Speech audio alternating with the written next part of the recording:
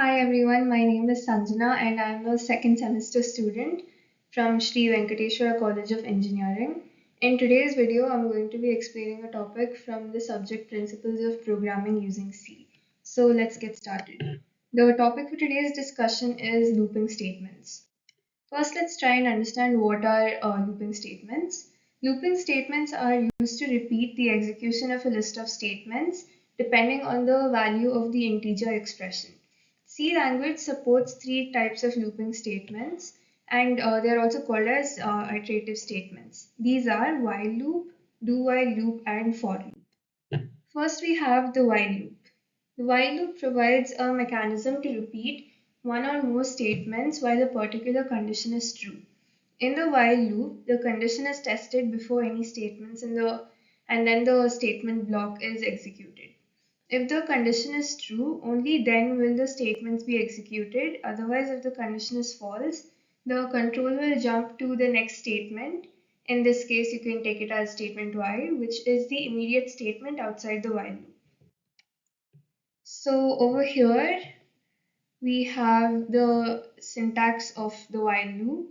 We have the initial statement, for example, take it as statement X, and then we have the keyword while and the condition which is to be tested.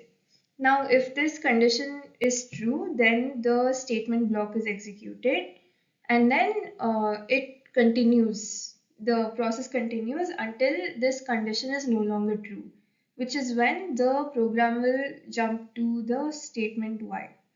So we also have like a flowchart over here, which shows that we have a statement X and then the condition to be checked. And if it is true, the statement block is executed and then continues to do the same until the condition is false and then it jumps to statement Y. Now we have an example program which is to calculate the sum of the first 10 numbers. So first we have our header statement and our main function. We have an initialization variable where we start the count as I is equal to 0 and also the sum is also equal to 0. Now we have the while statement and the condition is I is less than or equal to 10. Now since we're calculating the sum of the first 10 numbers, the value of the variable will change until it reaches 10. So over here we have the formula sum is equal to sum plus I, and over here the formula which is to update the condition. And then we have the print statement. And we finally get the output as sum is equal to 55. The next looping statement is the do while loop. The do while loop is similar to the while loop.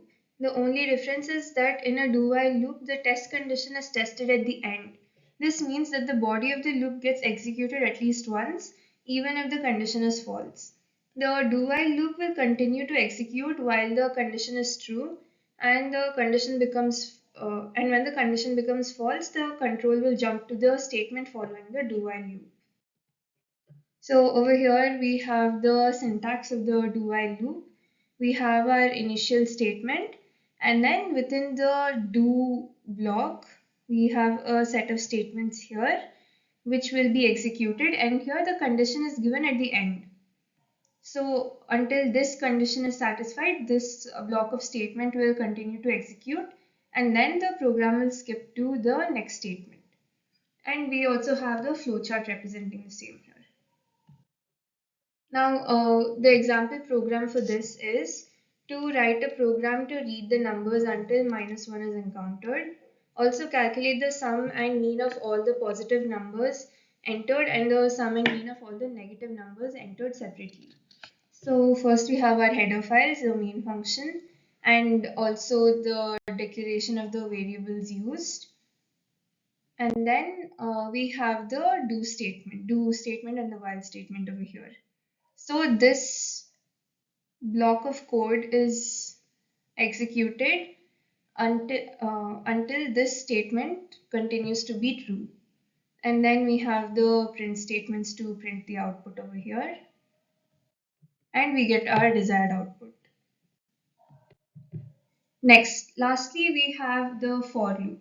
Now, similar to the while and do while loops, the for loop provides a mechanism to repeat a task until a particular condition is true. The for loop is used as a determinate or definite loop because the programmer knows exactly how many times the loop will repeat. The number of times the loop has to be executed can be determined mathematically by checking the logic of the loop tested before the statements contained in the body are executed. If the condition does not satisfy, then the body will not get executed.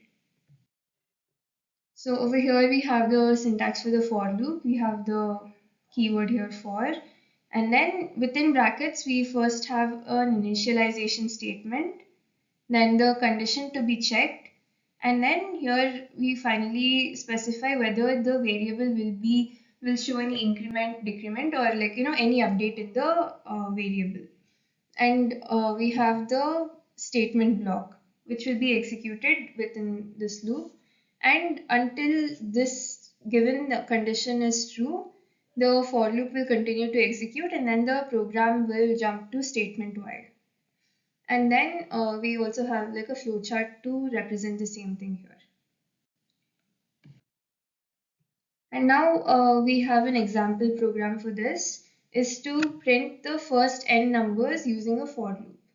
So over here we have declared the variables I and n, where n is for the number of terms specified by the user and I is the initialization variable. So over here we have started out with I is equal to 0, and then until the condition is until I is less than or equal to n, the value of I will increment.